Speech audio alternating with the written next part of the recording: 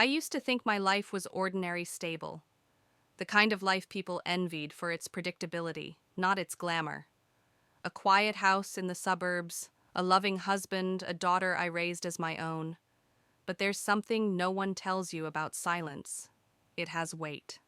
It presses in the places words refuse to reach.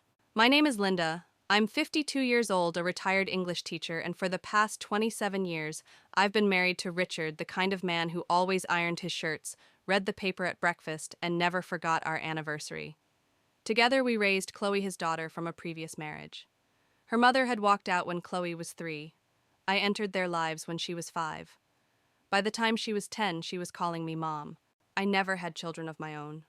Doctors called it unexplained infertility. Chloe was the answer to a prayer I'd never dared to say out loud. I loved her like she came from my own body, braiding her hair before school, standing in the rain at soccer matches, crying silently the night she got accepted into NYU and left home. She came back eventually, moved in again after college when rent in the city became unbearable. I was thrilled. Our quiet house became a home again. Even Richard seemed more animated when she was around. I chalked it up to paternal pride, until the whispers started. It was a Thursday night. Rain was tapping gently against the window panes, and I had gone to bed early with a headache. But sometime around midnight, I woke up parched and went down for a glass of water. That's when I heard them muffled voices in the living room. I paused at the foot of the staircase. Richard's voice. And Chloe's. I couldn't make out the words, just the tones, low, urgent. Not the kind of conversation you expect between a father and daughter at that hour. I hovered there in the hallway, unsure of what to do. I told myself I was being silly. They were probably discussing something private. Maybe she had a breakup. Maybe he was comforting her. But then I heard it. Not here, Chloe whispered. A pause. Then Richard, she's asleep, don't worry. I froze. She was me. I stood there for a long moment, hand gripping the stair rail, heart pounding in my ears. Then as quietly as I could, I retreated to the bedroom. I lay in the dark, eyes wide open, staring at the ceiling fan rotating in slow, indifferent circles. I didn't sleep the rest of the night. The next morning, everything was normal. Chloe made coffee. Richard kissed my cheek before heading to work. No tension, no awkwardness, nothing to justify the unease curling in my stomach. But once you notice a crack, you start to see how wide it really is. That weekend, Chloe wore a new perfume, lavender and sandalwood. Subtle, seductive. Not the youthful, fruity scents she used to wear. I asked her about it. She smiled and said a friend recommended it. Richard lingered a little too long when she handed him a coffee mug. They shared looks I couldn't decipher. I felt like a stranger in my own kitchen. I told myself I was imagining things, that I was overreacting, that I was jealous of their bond maybe, or of the years Chloe and Richard shared before I ever arrived. But something had shifted. Something was wrong, and I was the only one who could feel it. That night, I took my tea into the guest room, the room Chloe used before moving back in, and sat with my back against the door, listening. I hated myself for doing it, spying, suspecting. But I couldn't ignore the gnawing in my chest. Nothing, just silence. But then, the sound of footsteps, a creak on the stairs. Chloe's door closed gently, and a minute later, Richard's did too.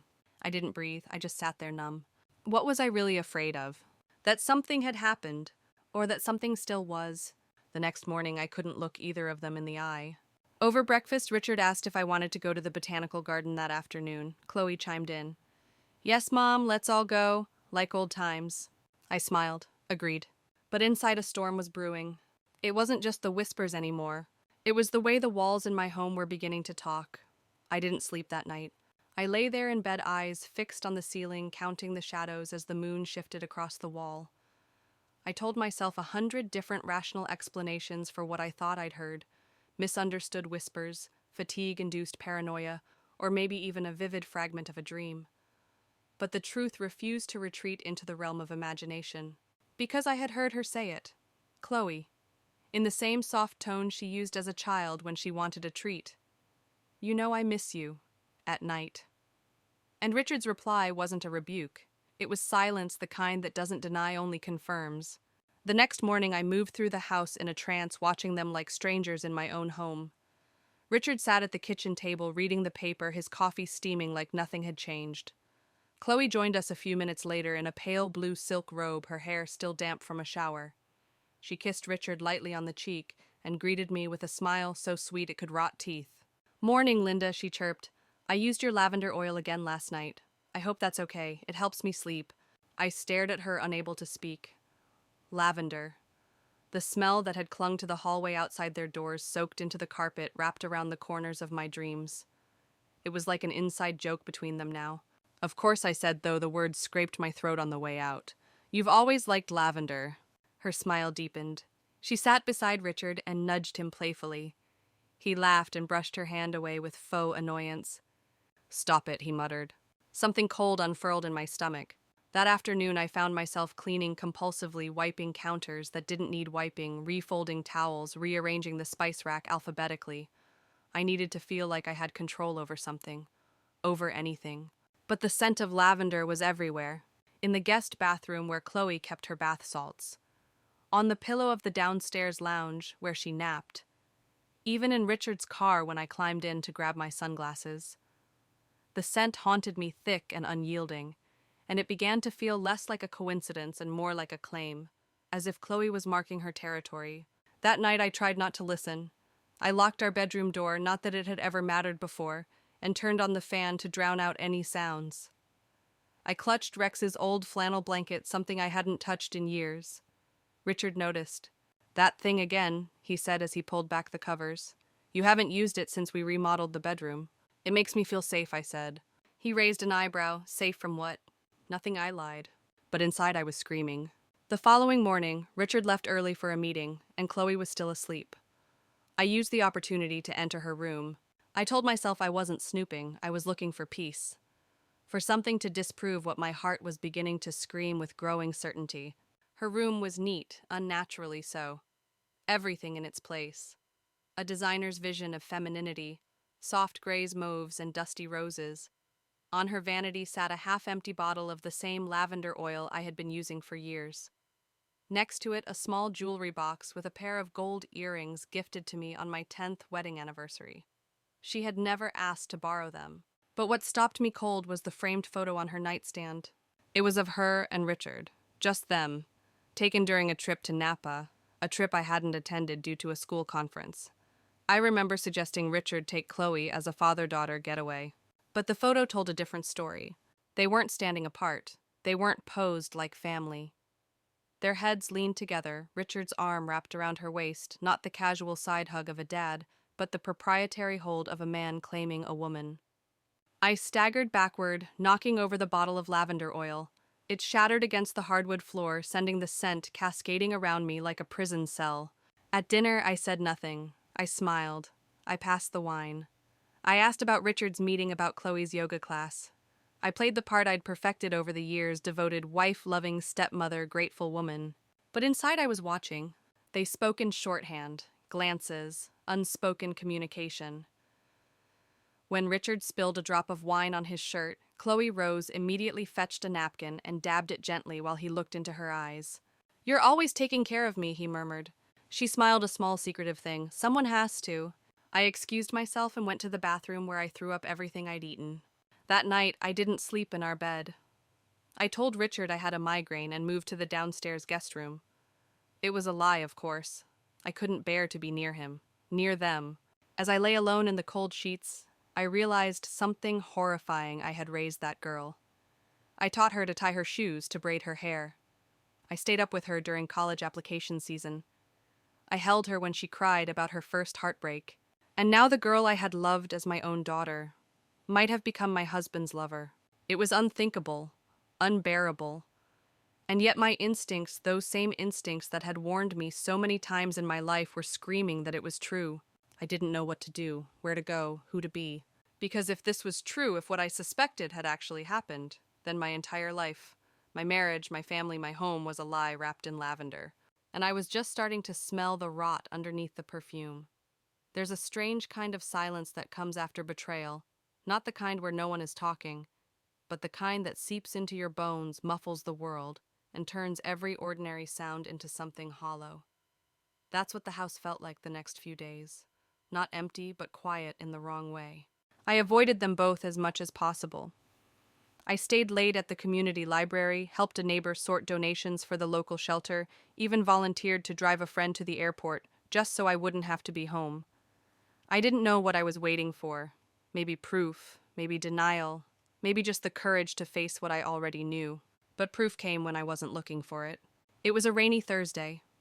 I'd been cleaning out the garage again, another excuse to avoid the living room, and I found an old shoebox labeled Memories in Richard's handwriting. It was tucked under a stack of paint cans behind the workbench. I didn't remember ever seeing it before. I sat on the cold concrete floor and opened the lid with trembling fingers. Inside were Polaroid's letters, ticket stubs, pictures of Chloe at 5710, a few with me in the background smiling like the naive fool I was. Then near the bottom a photo that didn't belong. It was a photo of Richard and Chloe again, but not from that Napa trip. This one was in our own backyard. I knew because of the old oak tree that leaned like a question mark behind them. But it wasn't the location that froze my blood. It was their pose. They were sitting close together on the patio bench. Chloe in a summer dress, barefoot legs crossed toward him. Richard with his arm behind her, his face leaned in, whispering something. She was laughing, hand on his thigh, and the way they looked at each other, soft, intimate, not familial. The timestamp on the back said July 3rd, 2017. She would have been 19 that summer. The same year I remember taking my mother to her last oncology appointment. The same summer I spent so much time out of town tending to Mom. 100 tiny memories began to piece themselves together, Chloe suddenly being too tired to come with me on visits. Richard insisting I stay overnight with Mom. The way they always seemed closer when I returned, more in sync. Had it really started then? I carried the box inside, set it on the kitchen table, and stared at the photo again under the light. I searched their faces, hoping I could interpret the moment differently, hoping I could still lie to myself. That's when Chloe walked in. She was in leggings and a tank top, earbuds dangling around her neck, a smoothie in one hand and her phone in the other. She didn't notice the box at first. "Hey, Linda," she said breezily, like she didn't smell of sin. "Can I borrow the car later? I need to pick up a..." Her eyes landed on the photo, and she stopped mid-sentence. "What's this?" I asked, voice steady like I was holding a knife behind my back. Her smile faltered. "Where did you get that?" "Garage, in Richard's box." She walked closer, still holding the smoothie, her eyes never leaving the photo. "It's old," she said finally. "Just a silly picture." "It doesn't look silly." Chloe didn't answer. "I thought you were at college that summer," I continued. "Orientation. I came home for the weekend." I nodded slowly. Must have been a nice weekend. She crossed her arms, the smoothie now shaking slightly in her hand. "What are you trying to say?" "I'm not sure yet," I said, "but I'm beginning to remember things differently. Starting to see gaps I never saw before." Chloe held my gaze for a second too long, then looked away. "I think you should ask Richard," she said quietly, "if you really want answers." Then she turned and walked away. That night, I waited until Richard was in the shower. I pulled his phone from the nightstand and went into the hallway, sitting down at the top of the stairs like a teenager about to do something terrible. The screen lit up easily. His passcode hadn't changed in years. I scrolled through the recent messages. Nothing unusual, nothing suspicious, until I got to the deleted folder. There were messages from Chloe, dozens, over the last few months. One from just 3 days ago: "Can't sleep, missing you, still want you to come by the guest room tonight." My breath caught in my throat. Another from a week prior: "She's getting suspicious, be careful, pretend." I didn't realize I was crying until a drop hit the screen. I snapped a photo of the text with my own phone. I didn't know why. Insurance, maybe. Or maybe I just needed proof that I wasn't losing my mind. I heard the water stop. I put the phone back and returned to bed before he emerged. Richard climbed in beside me like nothing was wrong, kissed my shoulder, said "Good night, sweetheart." I closed my eyes and waited for morning. The next day, I made an appointment with a lawyer. Not for divorce. Not yet. Just for information. I needed to know my options, what belonged to me, what would happen if I left, what would happen if I stayed. I didn't tell anyone, not even Susan, my best friend, not yet. I began collecting documents, quietly, like I was preparing for a storm no one else could see, because something inside me had shifted. Some cord had snapped. I wasn't sure what the next move would be, but I knew this. The photo I never took, the one that now lived in my memory, and the texts in every side glance between them, was all the evidence I needed. They were lying, both of them, and I was done playing house with ghosts. They say curiosity killed the cat, but what they don't tell you is that sometimes it saves the woman. At least the woman she used to be. The one who stayed too long, who trusted too blindly, who handed over her whole world and got back a pocket full of secrets and a lavender-scented lie. It was the morning after I found the messages. Chloe was out brunch with friends, she claimed, and Richard had gone to the hardware store, something about fixing the porch light. The house was still and silent, and the air smelled of lemon polish and dishonesty. I didn't plan to go into Chloe's room. I had told myself, you have enough. But there was a strange itch under my skin, like a low electrical buzz that wouldn't stop humming. Something was still hidden. Something worse than photos or texts. Something raw. Her dresser was the same as always, neatly dusted, everything placed just so. Lipsticks arranged by hue perfume bottles like little soldiers and a single velvet box for jewelry. But it was the second drawer down that called to me. The one I'd seen her linger at when she didn't know I was watching. It wasn't locked.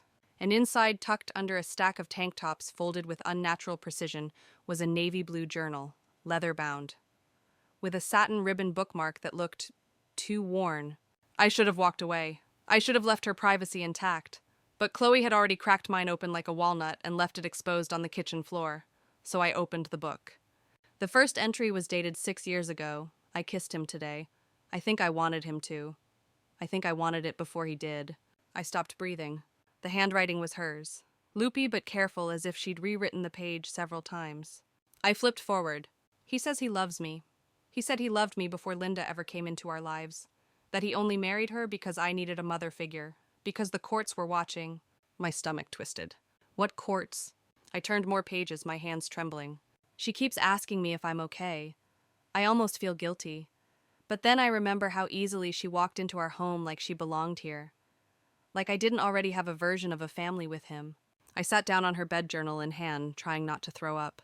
The entries shifted in tone as the years progressed, less confused, more confident, more manipulative. She has no idea. I think I've started to enjoy watching her try. She buys me things. She thinks she's my mother. But she doesn't know the first thing about real connection. He does. He always has. I flipped to a page marked with a small gold star sticker. Tonight was different. He hesitated. He said he felt old, that she was starting to notice. I told him not to worry, that I'd take care of her if she ever found out. Take care of me, like I was a sick dog or a problem to be managed. My hands began to shake so badly I could barely hold the book. The pages fluttered against my fingers like a heartbeat, fast, erratic, terrified. The most recent entry was dated 2 weeks ago. She asked me if I wanted to go on a trip with them this fall. I laughed in her face when she left the room. Does she really think we're still pretending he slept in my room last night?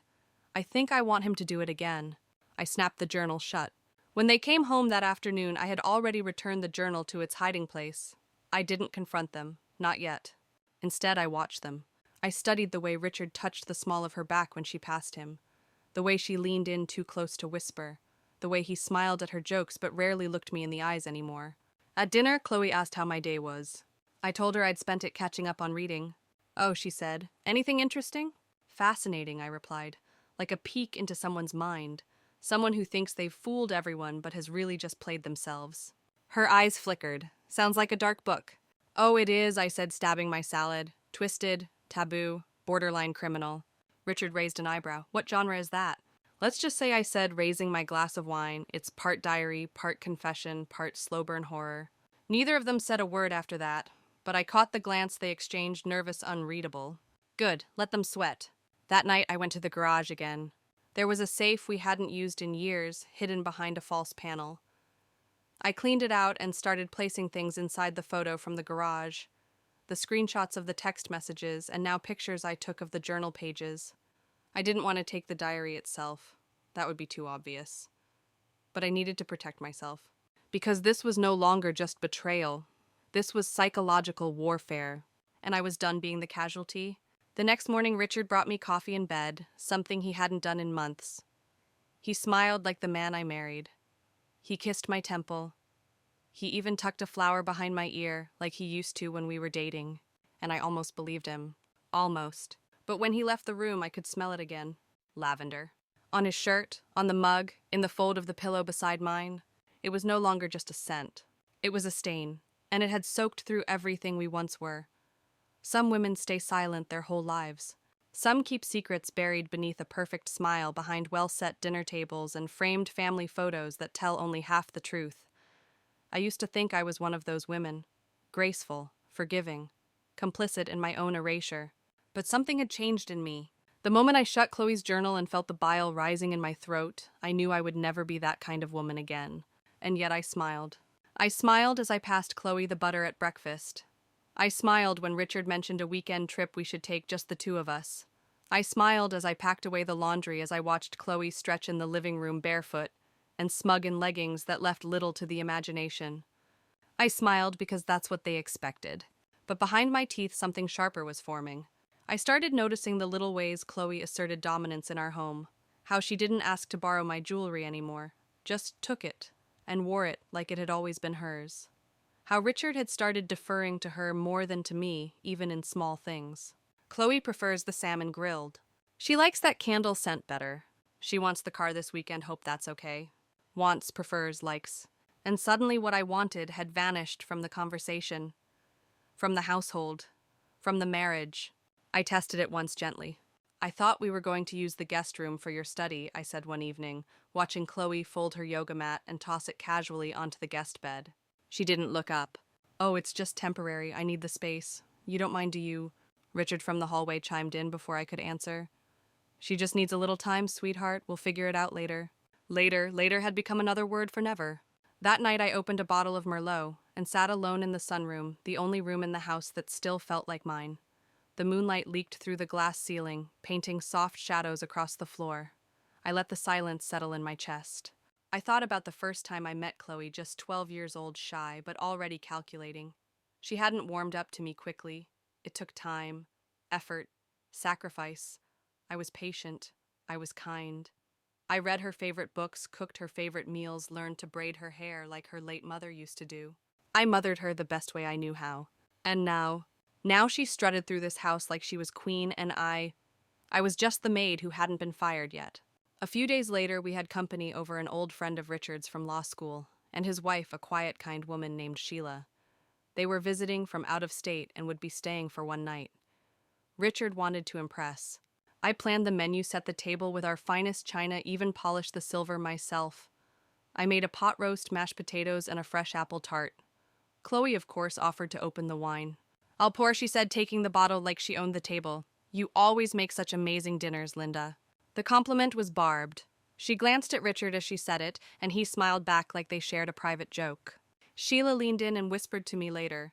She's a little forward, isn't she? Your daughter. My stomach clenched. She's not mine, I said, smiling tightly. She's my husband's. Oh, Sheila said, she has quite the presence. Presence?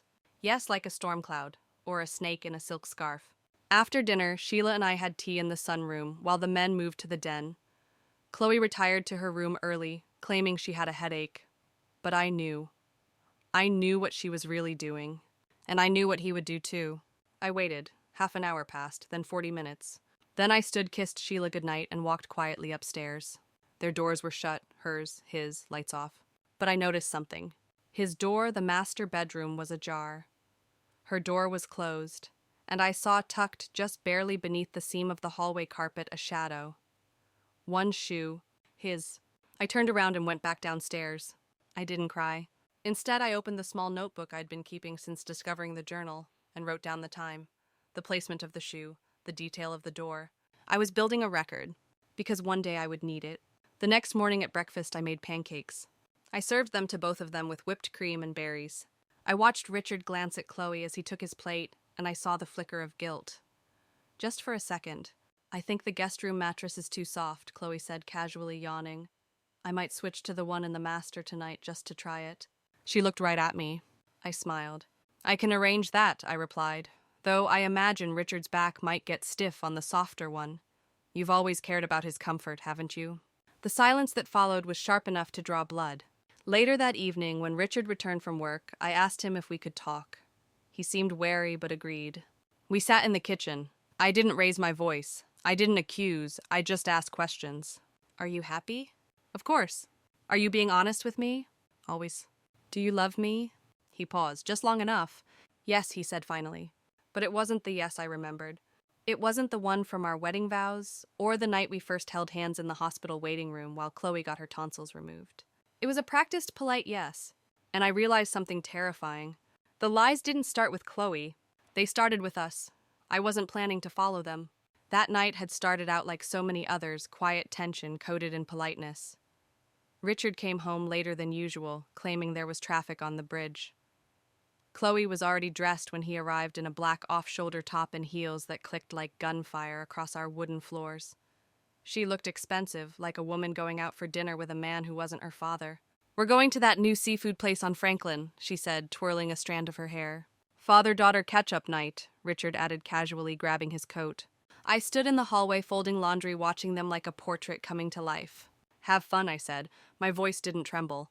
Chloe turned just as they were leaving and smiled. "Don't wait up." I didn't plan to follow them, but I did. They took the silver BMW Richard's car. I gave them 5 minutes, then grabbed my keys and purse, tossing a long coat over my pajamas. I didn't even stop to change. My heart was beating fast, but not out of fear, out of certainty. I knew where the seafood place on Franklin was. I also knew it required reservations, and Chloe hated shellfish. She once claimed the smell of lobster made her gag. I followed from a safe distance, headlights off at every red light. They weren't headed to Franklin, not even close. They crossed town and took a right on Cedar, then down a quieter street lined with boutique hotels and luxury condos. When the BMW turned into the parking lot of the Rose Pine Inn, I parked a block away and waited. They didn't exit the car immediately. The lights were still on. I could see their silhouettes. Chloe leaned over close to him, her hand moving toward his collar. Then the lights turned off. I watched them walk into the hotel side by side, not hand in hand, but close, too close. The lobby was sleek, modern, and smelled like citrus and clean lies. I entered through the side door and slipped behind one of the potted palms by the fireplace. A few minutes later, I saw them again. The concierge handed Richard a key card. Chloe giggled. She touched his arm. He leaned in and whispered something that made her tilt her head and bite her lip. They took the elevator. I waited until the doors closed behind them before walking out of the hotel, each step weighted like wet sandbags tied to my ankles. I didn't cry. I didn't scream. I didn't collapse in the parking lot like I imagined a betrayed wife should. Instead, I got back in my car, drove home, and sat in the driveway for over an hour, listening to the tick of the cooling engine. They came back after midnight. I was still sitting in the kitchen, a cup of cold tea in my hands. I had turned off all the lights, sat in the dark, and stared at the place where our family photo used to hang. I'd taken it down earlier that week. When the front door opened, Chloe's laughter rang out too loudly, intentional, rehearsed. "Oops," she said when she saw me. "We didn't mean to wake you." I looked at Richard. His shirt collar was wrinkled. He reeked of Chloe's perfume. "Fun dinner?" I asked softly. Richard cleared his throat. "Yes, very." I nodded. "You should both get some sleep. Long day tomorrow." Neither of them said a word. They headed upstairs without looking back. That night I couldn't sleep. My thoughts circled like vultures over a rotting truth I could no longer deny. But something else was happening too. A shift. A subtle but seismic recalibration in my body, my soul. I wasn't scared anymore. I was angry. And underneath that anger, I felt something even more dangerous resolve. The next morning I stood by the kitchen window as the sun rose behind the fence, a pink sliver pushing through the cracks in my reality. Richard came down in his robe, whistling. He kissed the top of my head.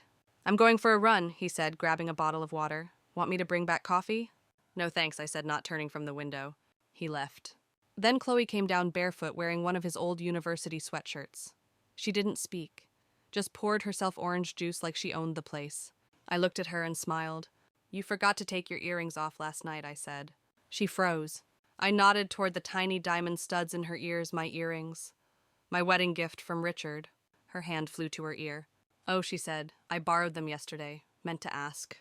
"Of course you did," I replied. She didn't stay for breakfast. Later that afternoon, I drove to a lawyer's office across town. Someone Susan had recommended years ago during her own divorce. I didn't say much, just handed over a folder.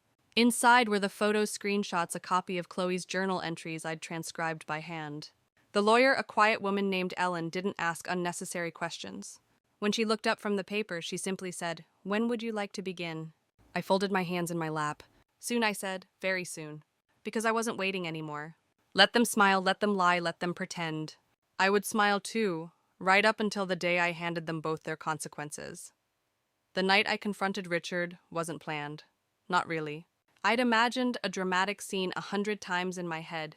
Me slamming a suitcase on the floor, waving Chloe's journal in his face, spitting out all the things I'd held inside for years like acid. But when the moment finally came, it arrived in the quietest way. No thunder, no lightning. Just the hush of a house finally fed up with keeping its secrets. It was 2:11 a.m. I remember the time because I checked the clock twice before stepping out of bed. I'd heard them earlier, her door creaking, his footsteps crossing the hallway like they belonged in both worlds. Then, silence. But silence speaks too, doesn't it? I walked down the hallway, barefoot, the carpet muffling my every step. I stood outside her door for a moment. I didn't need to knock. I didn't need to listen. I already knew. Instead, I turned and went downstairs. I sat at the kitchen table, turned on the dim light above the stove, and waited. 23 minutes later, Richard appeared. Hair tousled, shirt wrinkled, and barefoot. He didn't flinch when he saw me. He just stood there like a child caught sneaking cookies. "You're up late," he said. "So are you," I replied. He hesitated, then pulled out the chair across from me and sat down. Neither of us spoke for a long while. Then I slid a folded piece of paper across the table, a printed photo, one of the ones I had taken from Chloe's journal, the one with the note about him sleeping in her room, dated, detailed, damning. He didn't touch it. He didn't have to. "I want you to say it," I said finally, out loud. He looked down at the table. "I'm not going to insult you by denying it," he said. "You already know." "Since when?" He rubbed his eyes. "Since she was 19. I nodded slowly. "You were married to me." "I know. She was your daughter."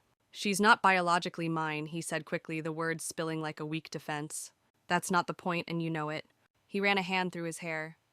"I didn't plan it, Linda. I swear to God. It happened. She was lonely. I was lonely.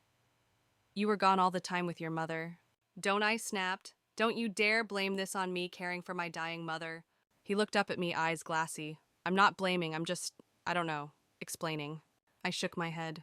"No, what you're doing is trying to soften what can't be softened." "She needed me," he said, quieter now. "After her mom died, she didn't have anyone. I thought I was helping her, protecting her. And then what, Richard, you convinced yourself it was love?" He didn't answer. I leaned forward. "Do you understand what you've done to her? She's not a child, Linda. She made her own choices. She made choices because you blurred every boundary. Because you taught her what love was supposed to look like and then twisted it. She wanted it too," he said suddenly louder. "She did. She still does." I recoiled like the words had hit me across the face. "So you tell yourself that to sleep at night?" I asked, voice trembling. "That she wanted her father figure to climb into her bed." "She's not a child," he repeated. "No, but she was," I said, standing now. "And you made sure she never got the chance to grow into a healthy woman. You corrupted that path before she even had a chance." His hands were shaking. "So what now?" he asked. "You going to leave?" I didn't answer right away. Instead, I looked at the man I had once loved, the man I had built a home with, believed in, made sacrifices for, and I saw him clearly for the first time. Not as the husband who brought me coffee in bed or danced with me in the kitchen, but as the man who preyed on the one person I swore to protect like my own. "I'm going to destroy the version of you that lives in people's minds," I said finally. He flinched. "I'm going to make sure no one calls you honorable again. No one sees you as a good man. Because you're not. You're a coward who took advantage of grief and power and proximity." He didn't speak. "I'm not just leaving," I said. "I'm taking every piece of your comfort with me." Upstairs, I heard Chloe moving. Maybe she had heard us. Maybe she was listening from the top of the staircase like I had so many nights before. I hoped she heard everything. I hoped she finally understood that love and control are not the same thing. That being adored isn't the same as being safe. That what she had with him was not some twisted romantic victory, but a legacy of manipulation and shame. I walked past Richard on my way to the stairs. He didn't stop me. Didn't follow. Didn't apologize. He just sat there in the kitchen we'd renovated together beneath the light that buzzed faintly, like it too was waiting to see what I'd do next. Back in my room, I locked the door. I opened my drawer and pulled out the envelope my lawyer had given me. Papers, prepared assets, listed timelines marked. I added one more note to the folder, confession received. Verbal 2:41 a.m. Then I picked up the small silver box I'd kept tucked under my bed for years. Inside were photos, letters, keepsakes I had saved from before the rot set in. Proof that once there had been something pure here, that I hadn't imagined the goodness even if it had died along the way. I stared at one photo, Richard holding Chloe at 10, me beside them smiling. None of us knew what was coming. And now one of us didn't deserve to walk away. But I did. And I called the meeting myself. A Saturday afternoon. No distractions, no excuses. I told Richard and Chloe we would sit down together after lunch. No phones, no friends, no convenient reasons to disappear. Just the three of us, like a real family. If only I baked a lemon cake that morning. A strange reflex, I suppose. I needed something to do with my hands, some old ritual of domesticity, even if I no longer believed in the home I was feeding. The smell filled the kitchen as I poured the batter-sliced lemons, thinly glazed the top with something too sweet for the bile building in my chest. They came down together. Of course they did. Chloe in a pale blue blouse and too much perfume, Richard behind her wearing that face he always used when pretending nothing was wrong. We sat around the dining table, sun filtering in through the blinds. For a moment we could have been any other family. But no one touched the cake. I need to say something, I began. My voice calm. Too calm. The kind of calm that makes people nervous. Chloe crossed her legs. Sure, what's going on? Richard said nothing. I turned to him. She knows I know. Chloe blinked. Excuse me. You don't need to pretend, I said, my gaze flicking between them. I've read the journal, Chloe. I know about the messages. I've seen the photos. I know what's been happening between you two. Chloe froze for half a second, just enough for me to register the crack in her composure. Richard cleared his throat. Linda, maybe we should... Don't, I snapped. You lost the right to guide this conversation the moment you stepped into her bed. The words hovered in the air like gunsmoke. No one moved. Chloe finally leaned back in her chair, her smile lazy and thin. So what now, Linda? You want me to beg for forgiveness, cry into your lap, admit I stole your husband. I stared at her. You didn't steal anything. He was already broken. You just crawled through the cracks. Her smile faltered. I turned to Richard. And you groomed her. You turned grief into control. You fed her confusion and called it affection. You let her believe she was replacing a mother when really she was just replacing your shame. Richard shook his head slowly. That's not fair. Fair, I laughed once, sharp, humorless. You don't know what fair looks like. Fair was me raising her like my own, loving her when she refused to love me back, being the bridge between your pain and hers. She never needed you, Chloe snapped. Not really. I turned my gaze to her, steady as ice. I know. And that was the worst part. For a moment, the only sound was the ceiling fan humming above us. Then Richard spoke. What are you planning to do? Already did it, I said. Papers are filed, lawyers on retainer. The house is mine, fully paid off before the marriage. And I have evidence should I need to use it. Chloe narrowed her eyes. You think people will believe you? That you'll be some martyr? Please. Women like you don't survive scandals like this. You'll be pitied at best, laughed at behind your back.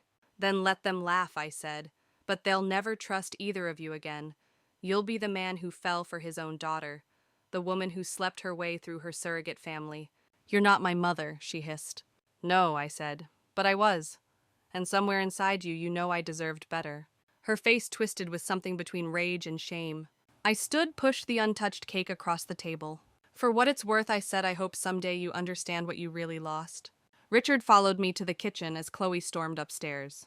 I didn't mean for it to go this far, he said. It was never supposed to.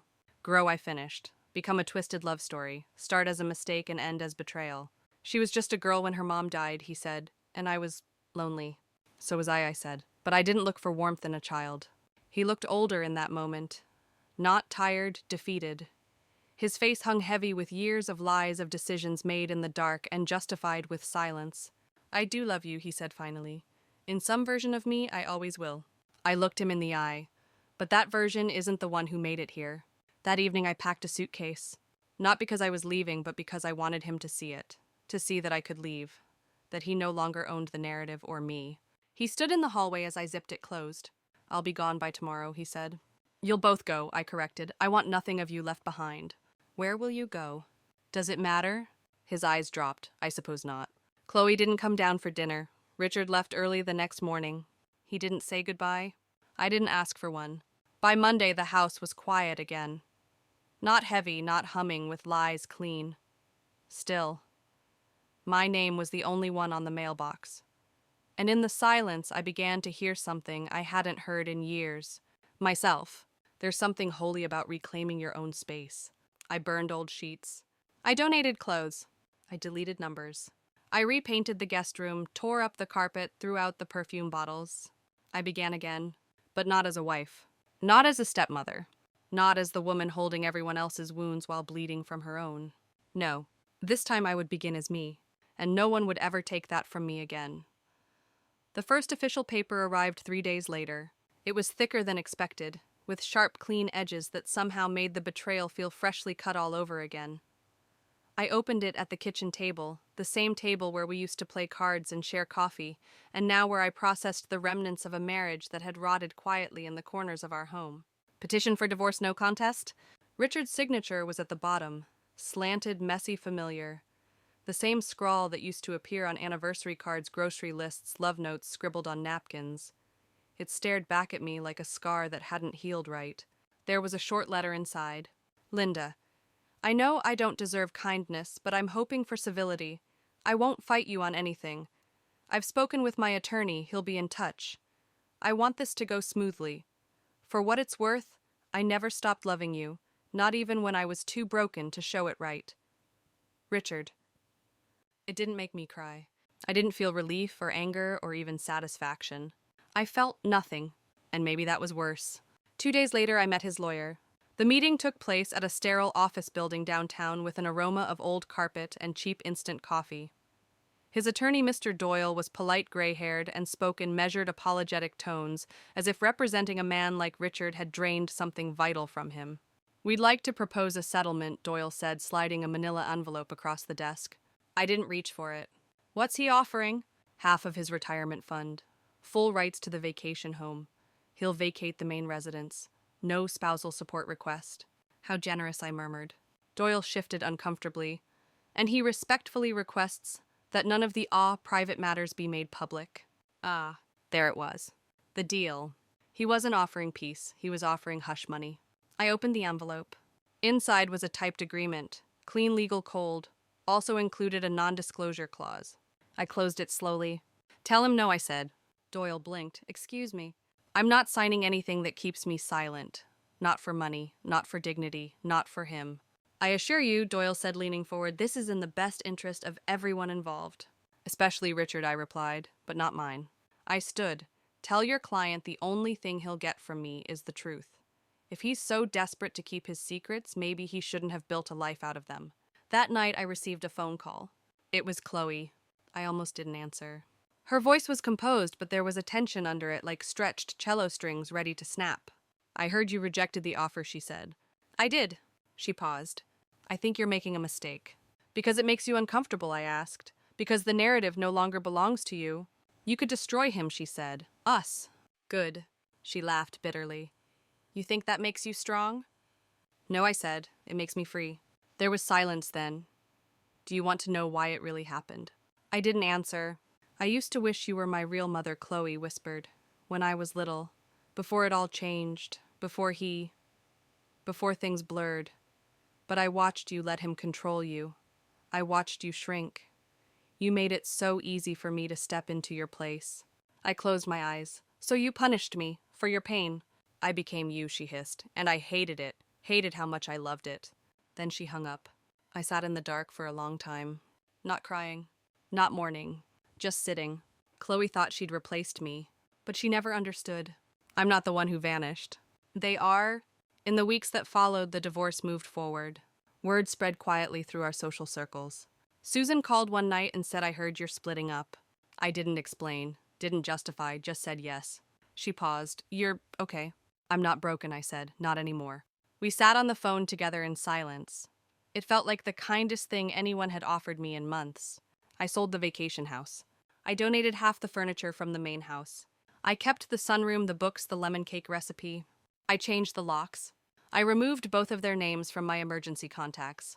And on the day the divorce was finalized, I opened a bottle of champagne alone on my back porch, poured one glass, and toasted the woman I was before him. The woman I would be again. The woman who survived the unimaginable, not with vengeance, but with vision. I kept one thing from Richard. His wedding ring. It sat in my jewelry box for weeks. One morning I walked to the edge of the cliff behind the beach house. The waves were loud, the sky was clean. I held the ring in my palm, felt its weight, remembered how it once meant forever. Then I threw it as far as I could, watched it sink into the sea, let it go. And for the first time in years, I exhaled. The letter arrived 3 weeks after the divorce was finalized. There was no return address, but I knew the handwriting before I even opened it. Curvy, elegant, unnecessarily dramatic. Chloe always wrote like she was being watched, like every sentence needed to be performative. Even now, she couldn't just disappear. She needed to leave behind her final scene. I stared at the envelope for an hour before I tore it open. Linda, I know you hate me. That's okay. I don't blame you anymore. Not for the past, not for what happened, not even for exposing everything. I guess in some twisted way, I needed you to do that. Needed someone to finally pull the curtain back on what we became. Richard is gone. Not dead, just gone. He left last week. No goodbye, no forwarding address. Just a suitcase missing and a message that said, "You'll be better without me." Maybe that was the first honest thing he's ever said to me. I keep thinking about that year I turned 10. Do you remember you made me a lemon cake and decorated it with edible flowers? I told you it was the most beautiful thing I'd ever seen. I wasn't lying. That was before things got blurry. You probably don't believe this, but part of me loved you. Still does. And I think that's why I let it all rot. Because I didn't know how to hold love that wasn't transactional. I only knew how to claim what I thought I'd earned, or what I thought he owed me. I don't expect forgiveness. I don't expect a reply. But I do hope somewhere deep down you know that what I destroyed wasn't just your life. It was mine too, maybe even more. Goodbye, Chloe. I reread the letter twice, then again. And then I did something I hadn't done in months. I cried. Not for Richard, not for the wreckage, but for the child I once braided hair for. The girl I once taught to tie her shoes. The confused, grieving little soul who somehow got so twisted she believed love was conquest and power. I didn't cry because I wanted her back. I cried because she was never really mine to begin with. And yet I had loved her anyway. The next morning I wrote her a letter. I didn't send it. I folded it neatly and placed it in my desk drawer underneath my birth certificate and passport next to the old photos I hadn't yet decided to burn or keep. But I wrote it for me. Chloe, you were my daughter in every way that mattered until the day you decided I was expendable. Until you treated my marriage, my trust, my love, like they were just stages for your drama. But here's the strange truth no one tells you. Love doesn't just evaporate when it's betrayed. It lingers. It changes shape. It hardens. And sometimes it becomes a lesson. So no, I won't forgive you, but I also won't carry you anymore. I release you from my life, from my heart, from the future you never wanted me to be part of. Goodbye, Linda. I felt lighter after that, like I had vacuumed the last dust of her from the corners of my soul. In the following days, I began to reclaim routines. Morning walks, tea in the sunroom. I even joined a book club again, one that met at the local library with women my age, women who spoke softly but carried steel in their spines. Survivors in their own ways. We laughed about things that weren't painful. We talked about stories where women weren't always broken. And for the first time in what felt like years, I saw myself reflected in something other than sorrow. Susan stopped by one afternoon. She brought flowers and 2 small lemon tarts from the bakery we used to visit before everything went south. She sat across from me on the porch legs tucked under her sipping tea and watching the wind rustle the ivy. You seem lighter, she said. I burned the last of the rot, I replied. She smiled. Are you going to see her again? Chloe. I shook my head. There's nothing left between us. Not really. Just a memory of what we could have been. Do you think she meant the letter? I think she meant some of it. But damage doesn't unright itself just because someone finally admits it happened. Susan nodded. Still, part of me hopes she finds peace. Me too, I whispered. But only the part of me that hadn't been burned to ash. That night, I lit a fire in the backyard pit. The sky was soft and violet stars blinking awake. I brought the letter Chloe had sent. Not mine, hers. I fed it to the flames. I watched the words curl and blacken and crumble. Some part of me wanted to believe that as the paper dissolved, so did the final thread between us. And when it was gone, fully consumed, I stood up, brushed the soot from my hands, and went inside. I didn't look back. Because sometimes closure isn't a door gently shutting. It's a bridge burning behind you, and the relief of knowing you'll never have to cross it again. I thought I would feel grief when I left the house. But what I felt instead was relief. Not the kind of relief that makes you smile or breathe easy. It was deeper, older. Like setting down a weight I hadn't realized I was carrying for decades. I didn't rush the move. I took my time box by box, memory by memory. Some things went into storage, some into the trash. Others, the things that once made this house a home, found their way into the donation bin. If I'd learned anything from the last 6 months, it was that sentimentality is only useful when it serves your healing. Otherwise, it becomes an anchor. I left behind the dining table. Too many ghosts sat there now. I left the framed photo in the hallway, the one of Richard, Chloe, and me smiling on the back porch. I couldn't bear to take it, but I couldn't throw it out either. Let them haunt the walls. Let the next tenant wonder what story lingered in that glass.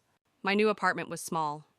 2 bedrooms, lots of sunlight, creaky floors that groaned like old knees, but somehow made me feel less alone. I didn't need space. I needed peace. I painted the walls soft cream. I bought a new kettle. I placed a small cactus by the windowsill and named it Mabel. It felt like starting over at 53, but in truth I was starting for the first time. No husband, no daughter, no lies in the walls, only me. And it was enough. I joined a yoga class. The instructor's name was Tasha. She wore colorful scarves and spoke like she'd been through her own hell and had decided not to take anyone's crap ever again. On the first day, she said something I'll never forget. Healing isn't a straight line. It's a spiral staircase. You'll pass the same pain on a higher level. That's still progress. I wept in child's pose, quietly, but I wept. Not because it was true, but because someone had said it out loud. A few weeks into my new life, I received an unexpected visitor. It was Richard. He showed up unannounced, holding a paper bag of pastries, and wearing that same sad, too-late smile. "I just wanted to check on you," he said, standing awkwardly in the doorway. I didn't invite him in. "Why now?" I asked. "Why bother?" He glanced at his shoes. "Because I miss you." "No," I said. "You miss who I was before I knew what you were." He opened his mouth, but I stopped him with a hand. "You don't get to rewrite the ending," I said. "I already published the truth." He handed me the bag anyway. "Lemon tarts. I remembered they were your favorite." "They used to be," I said, accepting the bag, "before everything turned bitter." He nodded. There was a long pause. Then he said, "You were always the best part of our story." "That's why it ended," I said, "because I deserved to be the whole thing." He left without another word, and I shut the door behind him without hesitation. Later that evening, I opened the bag. The tarts were from that same little bakery Chloe had once praised, the one I stopped going to because she'd tainted even sugar with her bitterness. But I ate one anyway, alone. And it didn't taste like betrayal. It tasted like closure. Susan helped me unpack the last of my books that weekend. She pulled out a battered copy of Little Women and smiled. "You kept this old thing." I nodded. "It reminds me who I used to be." "And who's that?" "A woman who believed in family no matter what." She raised an eyebrow, "And now—" I shrugged. "Now I believe in boundaries." We laughed, harder than we should have, and it felt good. Honest. I started writing again. Nothing grand, just a little journal I kept by the bedside. I wrote about the way the sun hit the floor at 8 a.m., about the yoga class, about the way the neighbor's dog barked like clockwork at noon. I wrote about the scars, too. About the night I followed them. About the ache of watching a daughter you raised choose your husband over your heart. I wrote it all down, because sometimes the only way to bleed safely is through ink. And then came the postcard. From Chloe. Postmarked from Sedona, Arizona. No return address, just 5 words. "I hope you're breathing easier." I stared at it for a long time, and then I placed it on my fridge, not as a sign of forgiveness, but as proof.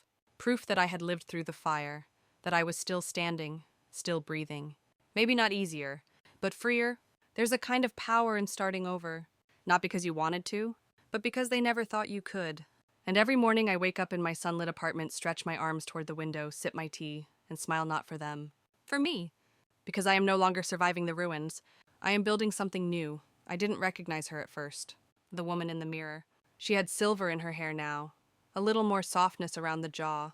Eyes sharper, yes, but also quieter. There was something in them that hadn't been there before. Something like clarity, maybe even peace. It was a Tuesday morning. Ordinary. Quiet. I had just come back from the market with a fresh bundle of tulips and a carton of oat milk.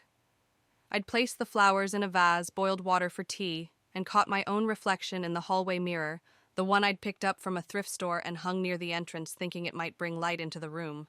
Instead, it brought something else. Recognition? Not of who I was, but of who I had become. After everything, the lies, the affair, the divorce, Chloe's letter, the move there had been moments where I wasn't sure if I'd ever feel like a whole person again. So many days I felt more like a witness to my life than the one living it. But that morning, as I stood there barefoot on the hardwood floor with a cup of Earl Grey and no one else's voice in my ear, I realized something. I had become the woman I once needed. Not the perfect wife, not the selfless stepmother, not the quiet fixer of broken men, but me. Rooted, resilient, unapologetic. Later that day, I received an email from a local women's center. I had reached out weeks ago about volunteer work offering to lead journaling workshops for women in recovery, women rebuilding their lives after abuse, betrayal, or loss. Their reply was simple. We'd love to have you. Are you available Thursdays at 6? I said yes. Not because I was fully healed, but because I had walked through a kind of fire most people don't understand unless they've felt their bones crack under the weight of silence. And I was ready to share what I'd learned. That Thursday, I arrived 10 minutes early. The room was small but warm with a semicircle of folding chairs and a table of tea tissues and notepads. The women filed in slowly, some guarded, some already crying, some pretending they were only there by accident. I started simply. My name is Linda, I said, and I'm not here to fix you. They looked up. I'm here because I once mistook silence for strength. I once thought surviving meant staying. I once loved people who asked me to disappear just to make more room for themselves. One woman gasped softly. I smiled, and I'm still here, with you, writing it out one sentence at a time. After the session, one woman, Sarah, stayed behind. She looked barely 30 with tired eyes and a bruise fading along her collarbone. Can I ask you something? She whispered. Of course. She hesitated. How do you know when it's time to leave? I didn't answer right away. I looked down at my hands, steady now, no longer shaking, and then back at her. When you realize staying costs more than your soul can afford. She nodded slowly. That night she wrote 3 pages. I stayed beside her the whole time. In the weeks that followed, I became part of the center's rhythm. Tuesdays were my solitude days. Thursdays were for others. Every time I watched a woman write her truth, I felt another crack in my own story begin to heal. And in those women, I saw myself not as a victim or a cautionary tale, but as proof. Proof that you could lose everything and still come back whole, even if the pieces didn't quite fit the same way. One night after class, I sat on the beach near my apartment. The tide was high, the stars were sharp, and as the waves lapped at the shore, I let myself imagine something I hadn't dared in years. Joy. Not peace, not survival, but joy. Laughter in the kitchen with no one listening. A spontaneous trip to Italy with no one to ask permission from. A second act I never expected, but now craved like sunlight. And maybe someday a hand in mine that didn't carry shame. Not now, but maybe. I still hear from Chloe sometimes. She sends postcards every few months. Sometimes from Arizona. Sometimes from farther. Her handwriting is steadier now, her words less desperate. The last one simply read, "Still breathing, still learning, I hope you are too. See." I don't respond, but I keep them. Not out of hope, out of proof. Proof that what I did mattered, that walking away left ripples in places I couldn't see. Richard hasn't written. I don't expect him to. I think he's finally learned to sit with his own silence. Good. Let it echo. Let it educate. One morning in early spring, I opened the window and let the air in. The apartment smelled like tulips and chamomile and possibility. I looked around at the home I'd made, the photos I'd chosen, the colors I'd painted, the life I'd built without permission. I saw the woman in the mirror again. And this time I smiled back. Because this was never a story about revenge. It was never about exposing them. It was about finding me. In the aftermath, in the ashes, in the mirror. And now I live by one rule. If it costs me my peace, my dignity, or my voice, it's too expensive. And I'm not paying for anyone else's comfort ever again. This is my life now. Simple, sacred, mine. I was restocking the pantry when the buzzer rang. No one buzzes without warning in this building. It's the kind of place where visitors call first, where couriers leave parcels neatly on the mat, where silence is a cherished form of respect. But the buzzer rang again. 3 sharp bursts, like a memory demanding to be let in. I froze for a second, fingers still curled around a jar of dried lentils. Then I walked slowly to the intercom, half hoping it was a mistake. The voice on the other end was soft, familiar. "Hi, Linda, it's me. Chloe." I stared at the speaker, my breath caught between fury and fatigue. She hadn't said her name in the postcards, never signed more than an initial. Now here she was, buzzing herself into the life I had carefully, painstakingly rebuilt. I didn't answer, but the silence didn't deter her. I know I should have called. I'm sorry, I'm in town for a few days. I just wanted to see you, talk, if that's something you'd even consider. Still, I said nothing. Then she added, I'm not here to ask for anything. Just time. Just a few minutes. I closed my eyes and pressed the button. When I opened the door, I hardly recognized her.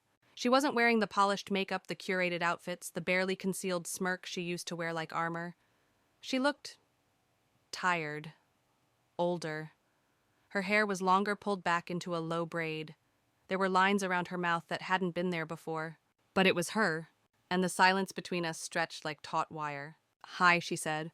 I nodded. You said 5 minutes.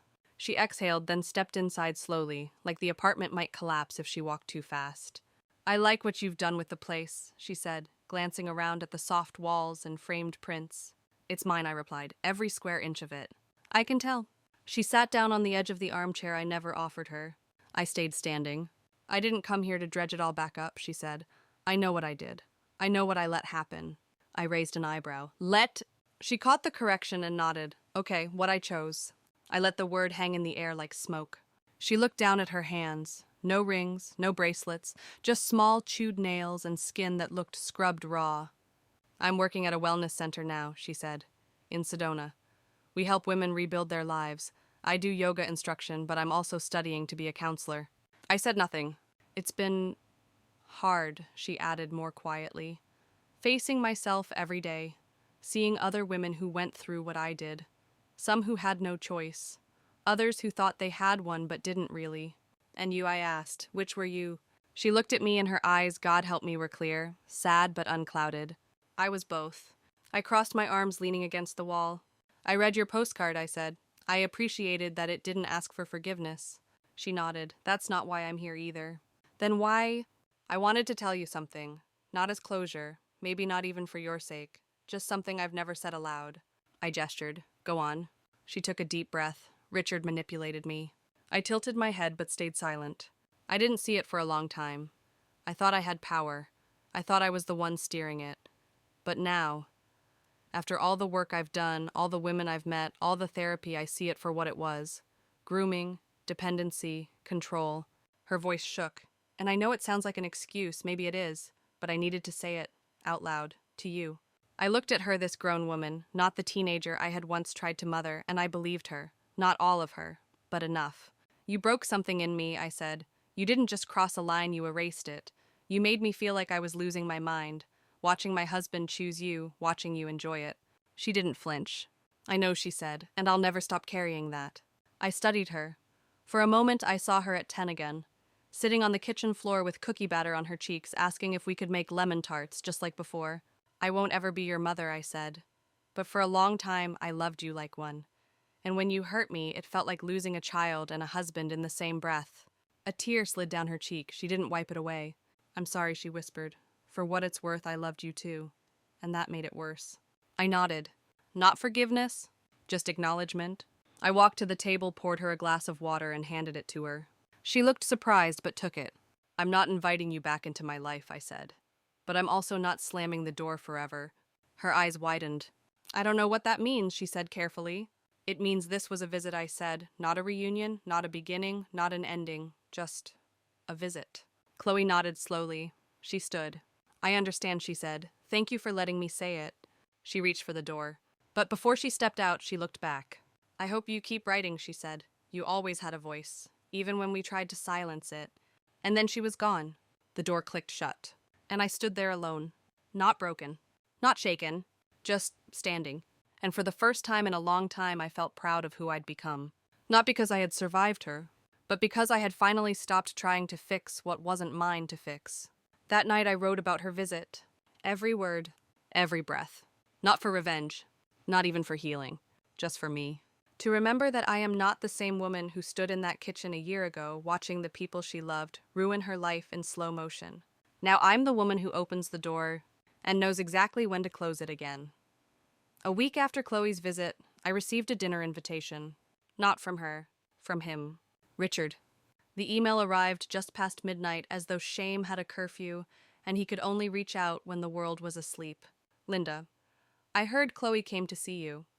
I imagine that stirred up more than you expected. I'm not asking for anything. I just wonder if you'd have dinner with me. One time, my treat, just to talk. I'll understand if the answer is no. Or, I read the message once, twice, 3 times. Then I left it unread for 4 days. The truth is, I didn't want to see him. Not because I hadn't healed, but because I had. There's a difference between closure and curiosity, and Richard had always been the kind of man who mistook one for the other. He wanted to talk. What he didn't realize was, I already had every answer I'd ever need. But still, I was curious. Curious about what a man says after everything crumbles. Curious whether he still spun stories out of shame, or if he'd finally learned the art of quiet regret. So I said yes. One dinner, one table, one final conversation. We met at a small restaurant tucked on a quiet street near the harbor. A place we'd once celebrated an anniversary. The same booth, even. Richard stood when I arrived, ever the gentleman on the surface, the performance still intact. He looked thinner, grayer, less polished, like the lies had finally taken their toll on the body. "You look well," he said as I slid into the seat across from him. "I am well," I said, "and you—" He exhaled. "I'm working on it." The waiter came. We ordered. And then the silence sat between us like a guest with too many secrets. "I didn't know Chloe would go to you," he said after the drinks arrived. "She didn't tell me." "She didn't need to," I replied. He nodded. "She said she was trying to make peace." "Did she—" "I'm not sure peace was what she really wanted," I said. "She wanted release." "And did you give it to her?" "Some of it." He looked down at his napkin. "She still calls sometimes. But it's different now. She's no longer the girl who needed me. She never should have needed you in that way." "I know." That's all he said. And maybe for once that was enough. "I loved you," he said quietly after the food came. "I want you to know that." "No," I corrected. "You loved what I did for you. You loved the version of me that stayed quiet, that smoothed the cracks, that raised your daughter so you could have your affair without guilt." He didn't argue. "I was weak," he said instead. "Too weak to stop what I should have stopped. Too selfish to face what it meant." I sipped my wine. He went on. "I thought I was filling a hole, in her, in me, but all I did was dig deeper." I looked at him carefully. "Do you regret it?" He didn't flinch. "Yes," he said, "but not just for what it cost me. I regret who I became." There it was. The one thing I hadn't expected. Accountability. Not perfect, not redemptive, but real. And I realized then I no longer needed to hate him, because I no longer needed anything from him. After dinner, he walked me to my car. We stood under a street lamp, the air heavy with early spring and old history. "I don't expect forgiveness," he said. "You shouldn't," I replied. "But I do wish you well, Linda." I nodded, "Then leave me alone. For good this time." He smiled sad and small. "I will." And then he turned and walked away. Just like that. No fanfare, no one more thing, no apology dressed as a plea. Just gone. Driving home, I didn't feel triumphant. I felt clean. Like every remaining cobweb had finally been swept out of my chest. It was the goodbye I didn't know I still needed. When I got home, I opened my journal. Tonight, I had dinner with the ghost of my old life. He looked tired. He left without haunting me. I closed the notebook and turned off the lamp. And for the first time in years, I slept the whole night through. The next morning, I went to the Women's Center early. I brought lemon muffins for the group along with a new writing prompt. "What does letting go look like for you?" One woman, Nina, wrote, "Letting go is taking off a coat I didn't know I was still wearing." I smiled when I read that, because that's exactly how it felt.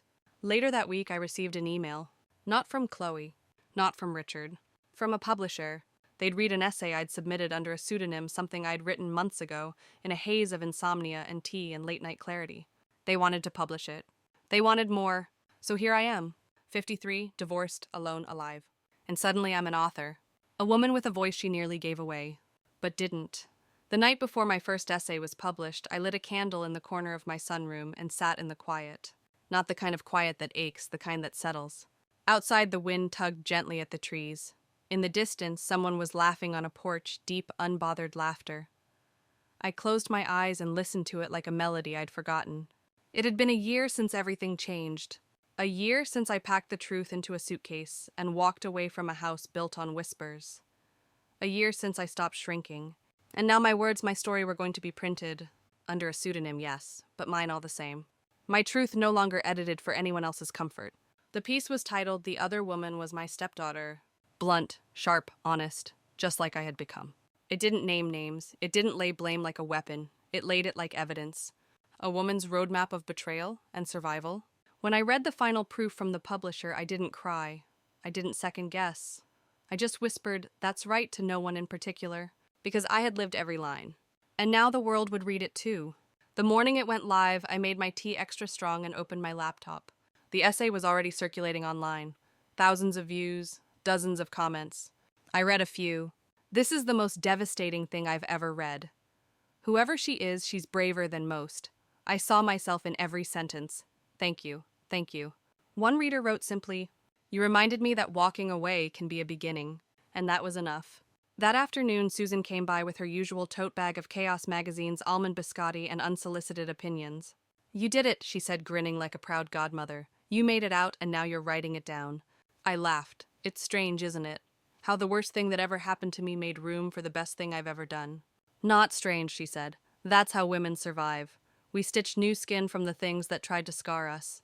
We sat on the porch and read comments together until the sun dipped low. Every word felt like a thread pulling me closer to something whole. 3 days later, I received an email with no subject line. It was from Chloe. I read it. I recognized myself even without the name. "And for what it's worth, I'm proud of you. Even if I wasn't the daughter you deserved. Even if I'll never be. See." I didn't reply. But I didn't delete it either. Some messages aren't meant to be conversations. They're closings. Weeks passed, then months. I was invited to speak on a podcast, then at a conference. Women wrote to me from all over, some quietly, others in all caps. They weren't just reacting to a story. They were claiming their own. And every time someone told me, "You gave me the courage," I wanted to reply, "No, love. You had the courage all along. I just reminded you where it was hiding." One morning in late autumn, I stood in front of my mirror again. Same soft walls, same quiet apartment. But I looked different. Not younger, not harder. Just real. Whole. No one's wife, no one's mother, no one's secret. Just Linda. I still walk the beach some mornings.